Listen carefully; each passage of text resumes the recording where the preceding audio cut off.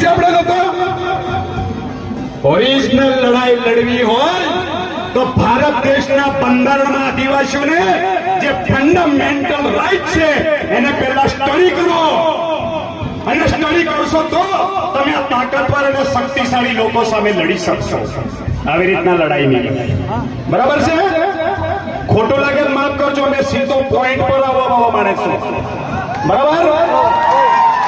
એટલે આ જે લડાઈ છે તે જમીનની લડાઈ છે મિત્ર. લડાઈ જમીનની લડાઈ. આ મહાનુભાવો આપણા જે ક્ષત્રિયો છે એ કોઈ પોતાના માટે નથી બલિદાન આપ્યો.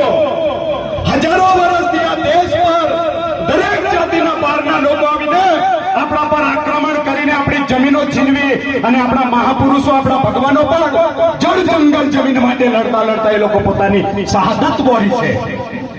અને આજે પણ એ જમીનનો પ્રશ્ન હલ નથી થયો. સેમ પરિસ્થિતિ જમીન જળ જંગલ જમીનની લડાઈ માટે આપણે ભેગા થઈને વાતો કરીએ છીએ. લડવું જોઈએ. બરાબર? એટલે નાની સૂની વાત નથી. આ તમારું જે યુથ છે, તમારામાં તાકાત છે, અને સહી દિશામાં લાગુ કરો. બાકી સરકારના પાપની તાકાત નથી કે ઉમરગામ કે અંબાજી સુધી જમીન અડપે. બરાબર? એટલે આ બધા વટ્ટા છે, મારે ઘણું બધું કેવું છે. આપણે ફાયર બ્રાન્ડ છે, પૂછી લેજો. બરાબર? અસ્તુ જોહાર, જય આદિવાસી. ખૂબ ખૂબ આભાર નરેન્દ્રભાઈ રાઠવા સાહેબ. હજી આપણે બે ત્રણ વક્તાઓને સાંભળવાના છે. આપણે ધીરજ